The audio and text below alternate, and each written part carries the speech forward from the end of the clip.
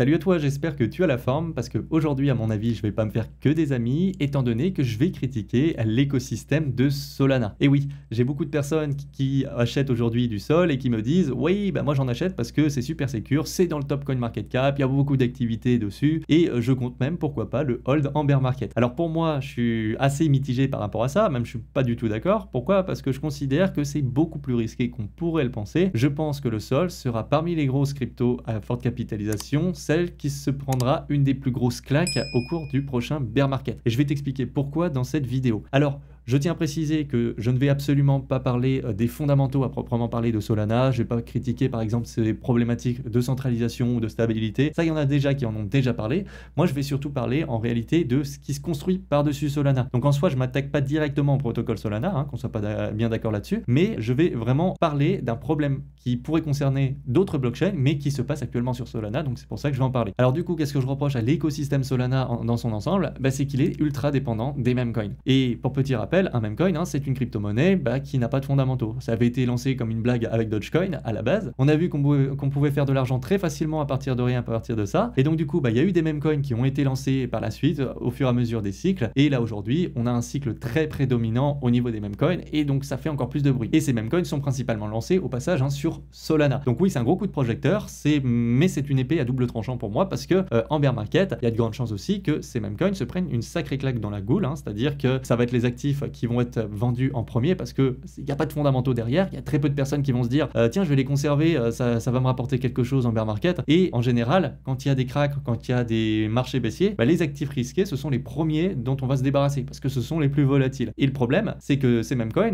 il y aura personne qui va les racheter comme on rachèterait du Bitcoin ou de l'Ether par exemple, parce que personne va se dire tiens, je pense que ces fondamentaux sont sous-évalués par rapport à son prix, etc. Non, là, ça va chuter. Et les personnes qui vont en racheter, elles vont se dire tiens, je vais en racheter, ça a bien baissé, peut-être que ça va remonter. Donc c'est vraiment là une mentalité plutôt joueur de casino et on sait très bien que ça c'est le pire truc à faire et en termes de risque, on est sur du risque maximum. Donc ça c'est ce que je pense qui va se passer au niveau des meme coins sur le cycle qui arrive avec le bear market. Et le problème c'est que Solana est ultra dépendant, comme je l'ai dit, de ces meme coins. Autrement dit, tu regardes par exemple déjà juste en 2024, mi-2024, tu avais 80-90% de l'activité de Solana qui était liée au meme coin. Si je regarde l'activité des DEX aujourd'hui, c'est très principalement du meme coin. Et ça, cet avis, il est renforcé depuis que, par exemple, on a eu le lancement du Trump et du Melania qui, à eux seuls, en 4 jours, drivaient 40% de l'activité des DEX sur Solana.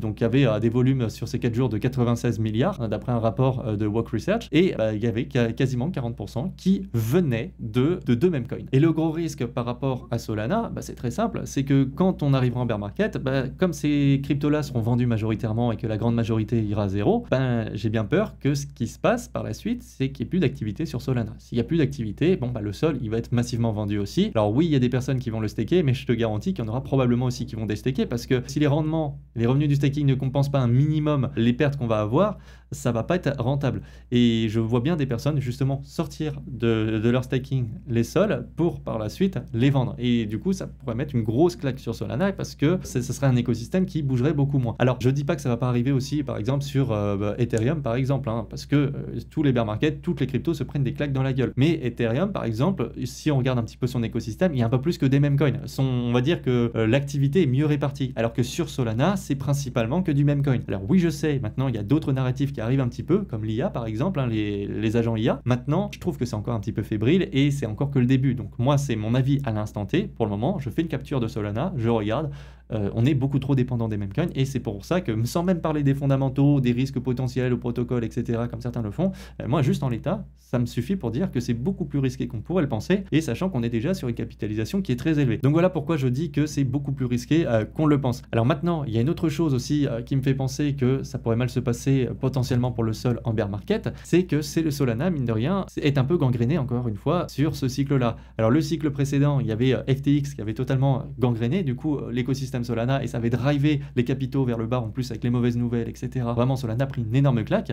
Mais là, mine de rien, si tu regardes sur ce cycle, on a tous les tokens Trump, Melania un peu sulfureux qui se sont lancés, c'est sur Solana. Alors ça veut dire que la grosse hausse sur la partie haussière du bull run, oui, c'est cool et tout. Mais en bear market, les mauvaises nouvelles, ça sera aussi sur Solana. Pourquoi? Parce que le Trump, j'en mets ma main coupée, qui sera très critiqué en bear market, surtout par la presse mainstream, avec des personnes qui vont dire ah regardez, il y a des personnes qui ont tout perdu à cause de Trump parce qu'il a lancer son token. Parce qu'il faut pas se leurrer, la presse mainstream, elle est très hostile à Trump, hein. Donc je dis pas que ça sera forcément normal et qu'ils auront raison dans tous leurs propos, mais il faut s'attendre forcément à la malhonnêteté intellectuelle et qu'on mette tout sur Trump et en présentant les cryptos comme ça, et forcément ça sera l'écosystème Solana qui en sera au cœur. Enfin, c'est comme ça personnellement que je vois les choses, hein. C'est hypothétique en réalité, hein. Je parle plutôt au conditionnel, mais c'est clairement pas quelque chose qui est impossible pour moi. Il y a d'autres problématiques, par exemple la plateforme PumpFun, oui c'est marrant, on peut lancer plein de cryptos très facilement dessus, des mêmes coins, mais il faut savoir aussi qu'il y a eu pas mal de drama par rapport à ça. Je pense notamment au stream qui avait été lancé. Donc en gros, c'était très simple, les créateurs de Memecoin sur PumpFun pouvaient faire du stream. Et c'est-à-dire qu'il y en a qui disaient,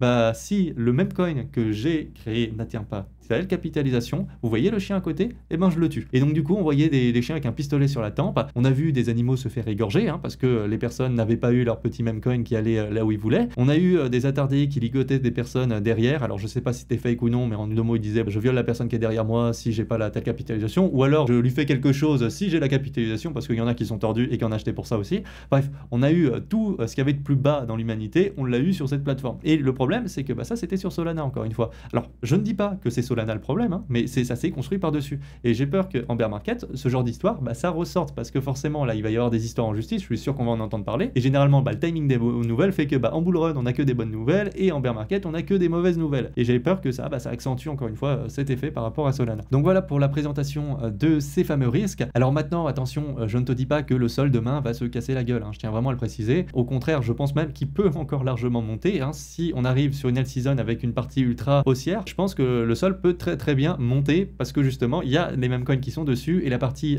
débile des bull run, on la connaît, elle peut vraiment driver à la hausse pendant plusieurs semaines, plusieurs mois, tout ton portefeuille sur des trucs qui n'ont zéro fondamentaux. Donc vraiment, je suis pas en train de dire que le sol va se casser la gueule demain. Par contre, je pense que en bear market, oui, il peut se prendre une énorme claque, et pour moi ça fait partie des grosses cryptos qui vont se prendre les plus grosses claques. Donc voilà pour cette petite vidéo. Alors maintenant, dis-moi si toi tu es exposé sur l'écosystème Solana de manière générale, si tu as du sol en portefeuille, ça m'intéresse. Dis-moi ce que tu penses aussi de ce que je viens de dire dans cette vidéo. Si tu es d'accord, pas d'accord, si tu as des choses à ajouter, c'est intéressant, ça m'intéresse vraiment, donc mets-le en commentaire. Sinon, comme d'habitude, hein, si cette vidéo t'a plu, n'hésite pas à me mettre un petit like, à t'abonner et à activer la cloche des notifications pour ne pas louper les prochaines vidéos. Je te dis à la prochaine, ciao!